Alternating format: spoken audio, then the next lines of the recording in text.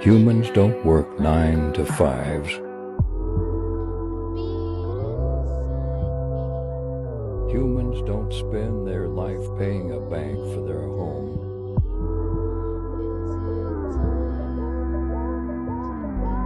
And remember, kids, the next time that somebody tells you the government wouldn't do that, oh yes they would.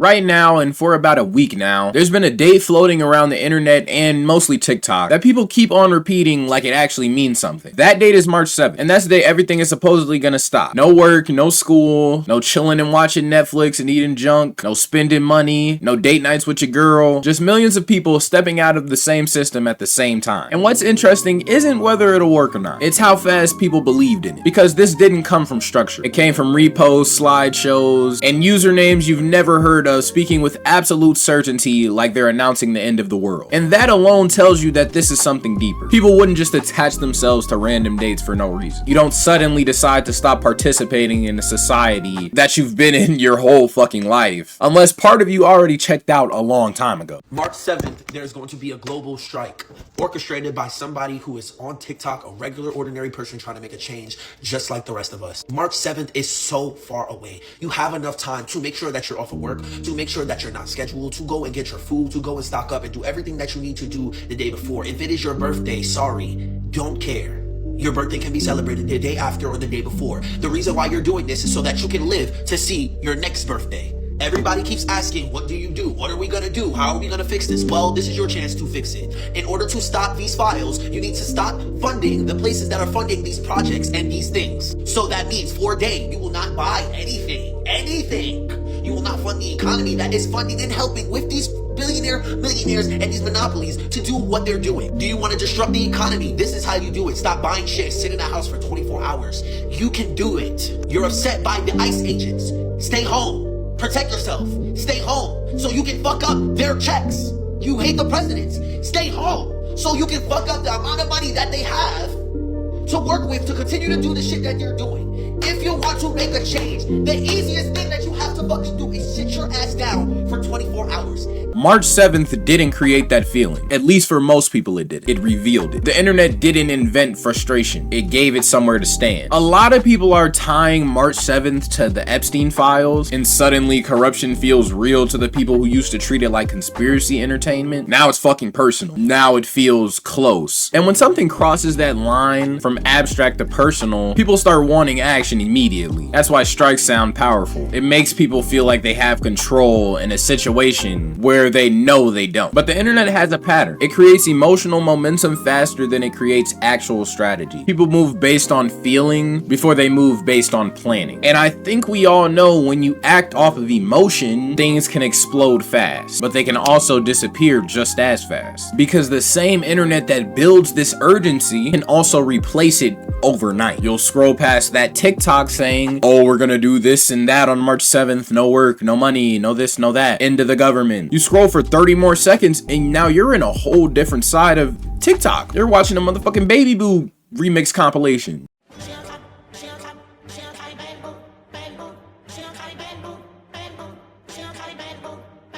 Don't get it twisted, man. There's something very powerful about imagining millions of people refusing to participate at the same time in this fucked up system. It feels like the ultimate form of resistance, and it kinda is, in a way. Like the wheel stops rolling because the hamsters aren't moving. But this fantasy skips over something super important. Systems like this aren't fragile. They're designed to survive disruption. Think about it already. They survived protests, crashes, scandals, collapses before, because the system isn't just buildings or corporations. It's routine, it's dependency, it's people needing money to live, it's people needing food, rent, stability. The same people being asked to stop participating are also the same people who will suffer first when the participation stops. Alright, the plan has been set and a date has been set. March 7th is the date and the plan is to protest everything. I'm talking about TV, TikTok, anything on your phone, any social medias. Doing nothing about the Epstein files is exactly what the government wants us to do, so let's strike. On March 7th, we will be starting a strike. Nobody will be going to work except first responders and doctors and nurses. We're not paying rent. We're not paying taxes. When taxes come in, you file exempt. Change your W-4 so they're no longer taking taxes out your paycheck. They're eating children. And the people in office are affiliated. Our president is a sex offender. ICE is killing people. Oh, I've been waiting for this. Oh boy, I've been waiting for this.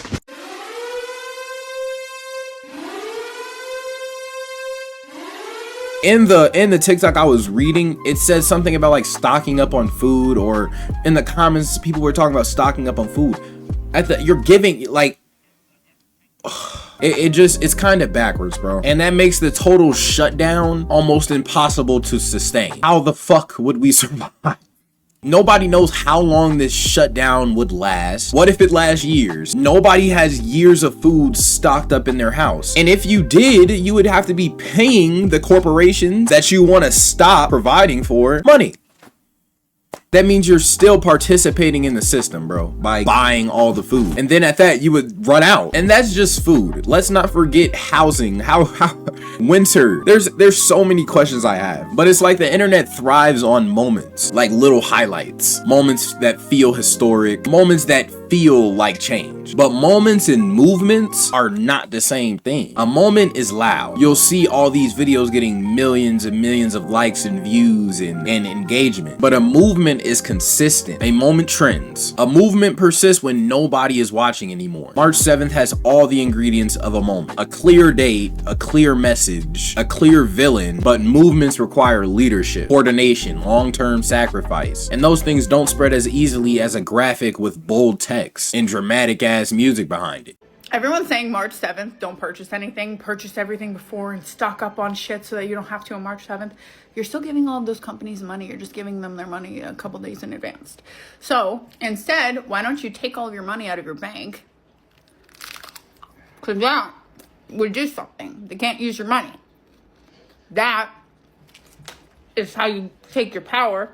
Take all your money out of the bank. Just stop. I've been seeing all these videos about this March 7 global strike. People are saying take your money out of banks, don't go to work, don't go to school, don't watch the news, don't basically do anything. People are even saying don't pay your rent. That is mind-blowing to me, because what you'll need to understand is this is not going to defund all of this evil corruption that is in power. There is no way we can defund trillionaires. They're already stacked. And not only that, even if for somehow like they go bankrupt or they lose their money, guess what? All their other buddies and friends have money to replace it, to fill in the gaps, because they are all connected. The strike, although it's a great idea, it is not going to affect them. Going on protests, voting differently, writing letters to your congressman, that's not going to do anything either. It is every single level, everywhere. This is a spiritual battle. You need to be picking up your Bible and getting close to God. Start reading this, start praying, work on your relationship with him. That is what needs to be done. A big reason things like this spread is because people want to feel involved, especially in something that's bigger than themselves. And especially right now, people feel super disconnected from power, disconnected from decisions, disconnected from control. Being a part of a strike, even just believing in it, feels like reclaiming some of that control. Even talking about it makes people feel less alone in their own frustration. It turns individual anger into collective anger. Now, you're not the only one that feels mad about this, it's everybody. Yes, I'm not the only one that's mad about this shit. Fuck. And collective anger feels stronger, of course. Feels safer. It feels like it might actually matter. This is the uncomfortable reality. Most people talking about March 7th won't actually change their actions in a meaningful way. They'll post about it. They'll agree with it. They'll support it emotionally. But when that day comes, routine will still exist. Work will still exist. Bills will still exist. You're still gonna have to go to school, gang. And that's because belief exists in a different space than action. And action always costs more. This system already understands that. If I'm being so honest, there's another layer that nobody is talking about, and there's always another layer to things. A lot of people just now waking up about how corrupt the system is and how broken everything actually is are acting as if everything is new information. Like this is the first time the government has done something evil. And when I say this, all this motivation for rebellion really started after the most recent release of the rest of the Epstein files. They want the system to collapse so they can introduce the new one. And what a better way than making us think that it was our idea. There's this concept that exists in political theory. It goes by a few names like controlled opposition, manufactured consent, crisis leverage politics, but it's most commonly called problem reaction solution dynamics. Now bear with me. What if our society is being guided right now through a controlled destabilization so that we the people start demanding something that we think is going to solve the problem, and they led us to think that this was all our idea from the start. Now, if you're not grasping that concept, let me just give you an example. You used to not be able to post anything on this platform without getting banned, censored, videos taken down, etc. But everybody is talking now with no problems. They want us to be pissed, frustrated, aghast, because they presented us with a huge problem. They act as if this is the moment everything became suddenly unfair. But for a lot of people, especially minorities, this realization didn't start with Epstein. It didn't start with leaked documents. And it didn't start with TikTok motherfucking slideshows. This distrust in the government has existed for generations. Slavery alone, bro, and that's gonna be my only example. Slavery alone should have exposed what type of system we're fucking with. Not just slavery ending, but the fact that it existed at all. The fact that it was legal. The fact that it was normal to have a slave. And even after it ended, the damage never did. To this day, the system just evolved into something less obvious and easier to defend. And it ain't even less obvious if I'm being real, because we see it with our own fucking eyes. So when people say we need to unite now, it sound good, yeah, it sound good, but it raises my eyebrow on a couple things. Unite under what? Under who? Because the same country that's asking everybody to unite and come together has always been deeply divided. Politically, racially, economically, ideologically. There are people who lived completely different realities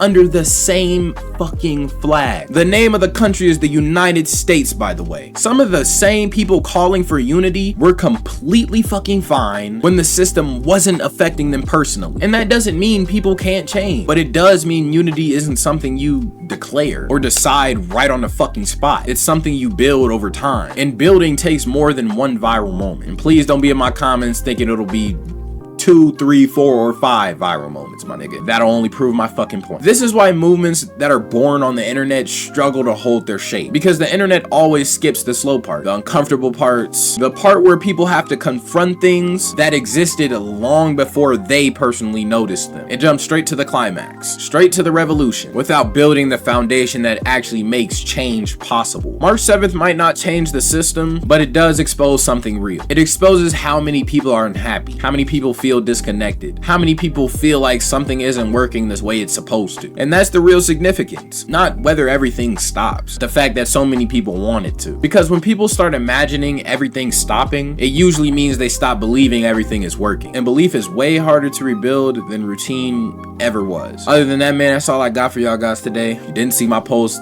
I've been fucking hella sick. Feel better now though. So back to the consistent uploads. Other than that, man, make sure you leave a like and subscribe on this video. We're on the road to 2,000 subscribers.